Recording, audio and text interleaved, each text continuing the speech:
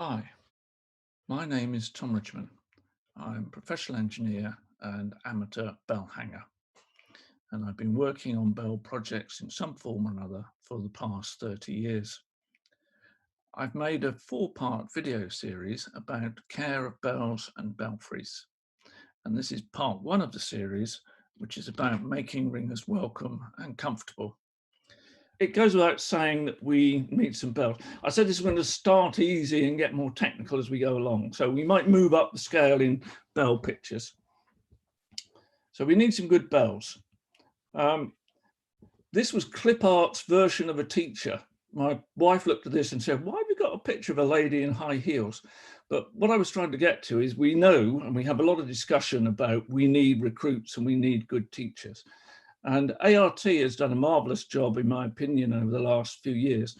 And what I really like to see is the bell maintenance and the bell world get itself up to the same standard of professionalism. And then, not necessarily finally, but the thing we tend to ignore is the stalwart ringer.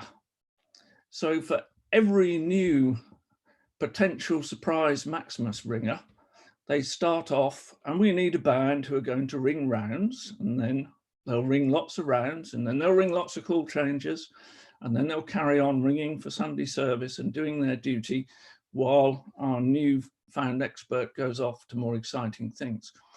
And it's always in my mind about how we make life as pleasant as we can for that particular group of people whose ringing is about it's social, it's community, and it's service.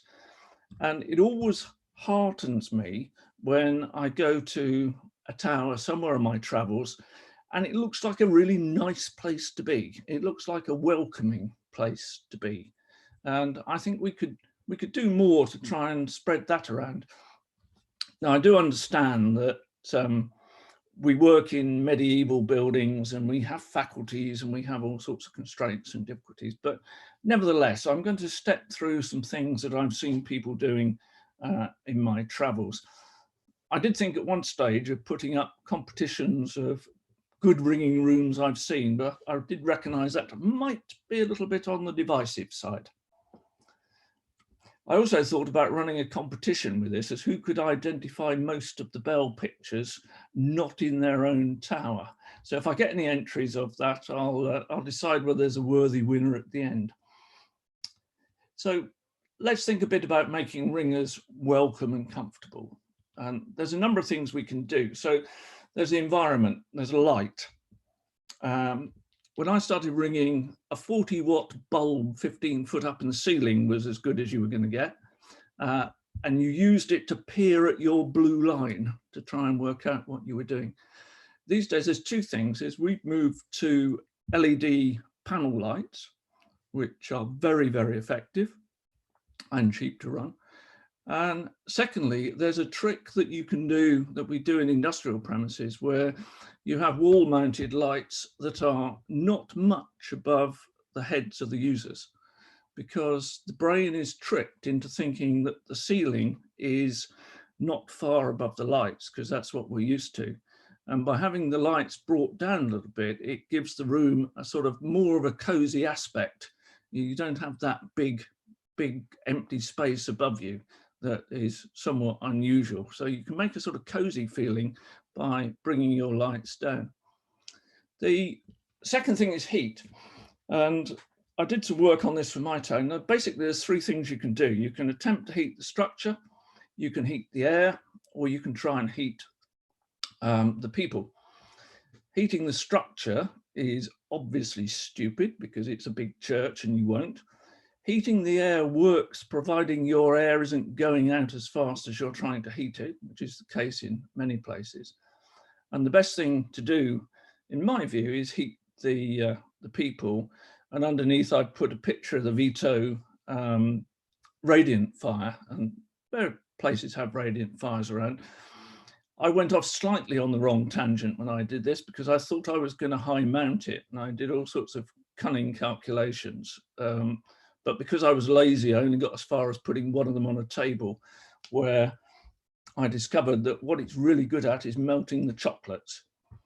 I would add that actually to the list. I think chocolates are good. Treats are good for those who don't like chocolates. And part of welcoming is saying, well, we rang that really nicely. Let's have a chocolate or another treat. You should put these things on the ground because the human being prefers its feet to be between 2 and 4 degrees hotter than its head. But then you also have to be careful that you don't knock the thing over.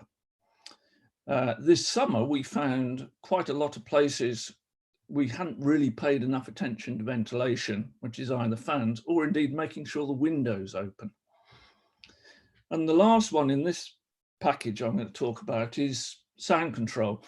And I mean a different thing to what we normally use by sound control. So I get involved in a number of sound control projects which are about stopping the neighbours moaning. This is the two things we try and achieve. One is, have we managed to get our bells so that they sound nice and help our ringing while we're ringing them? And two, have we made it so that people can have a sociable time during a practice night and chatter to each other? Because that's what people like doing. And these things, of course, are very much at odds. You can't expect people to concentrate while people are standing behind them having a chat. Apart from where I learned, very curious place in Lancashire, we did actually have conversations while ringing. It was the done thing, and it wasn't until I'd been away from there quite a while I realised what a social pariah I was making myself. But give some thought to people come for a social event. So sitting in the quiet, listening to overloud bells being struck badly is not a particularly social event. So what can we do to try and get a better balance there? Then there's the social bit. I discovered I'm pretty lousy at this because I put this list together and, well, I put some of this list together and my wife kept coming along and going, oh, you've forgotten this, you've forgotten that. But this is about making a community. One of the things that isn't on the list is a calendar, which I put on. My wife was very exercised about coat hooks. That had never occurred to me. I'm quite happy to throw my clothes on the floor, but apparently not everybody shares that idea. Bits of carpet, comfortable seating, certificates, a bit of celebration, notice boards, thank you cards, even if you have to write them yourself. All this goes some way to building a sense of community amongst our ringers and making it a happy evening event. And then the third category, and I've missed some things off here as well, because these days we also need to have things like the postcode in case you need to call the emergency services and phone numbers and stuff like that. And I'll go through these in a little bit more detail. I'll pick up the two record ones first. So training records and inspection records.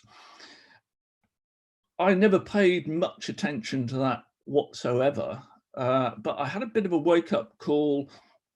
I think it was about 9 months ago. Some of you may have noticed on Facebook, there was a young gentleman who was learning, and I think he broke a stay and he got a rope burn or sprained a finger or something like this.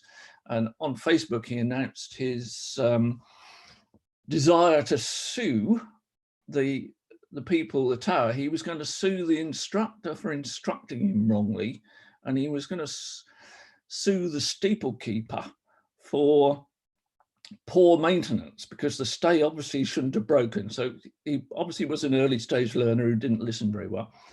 And his case was completely defeated. I mean, it's obviously a fairly rubbish case, but it was completely defeated by the fact that that particular tower, he was on the ART scheme and they got immaculate records, and the steeplekeeper had very good inspection records. Now, up to that point in time, I probably go up the stairs about once a month, and I'll always have a look round and I'll check everything's pretty much where it should be, but I'd never actually thought to write it down. But nowadays, when I come down, we have a little notebook that our tower captain writes the names down in, and I write went and inspected bells or moved rope or do something, and all is well. So that's a useful thing to do. First aid kit goes without saying, we're going to get the odd rope burn and splinter and all the rest of it. Fire extinguisher I'm going to come back to later because people have moved ground on that. Toolkit, stuff for doing ropes and tape and maybe a fid for splicing.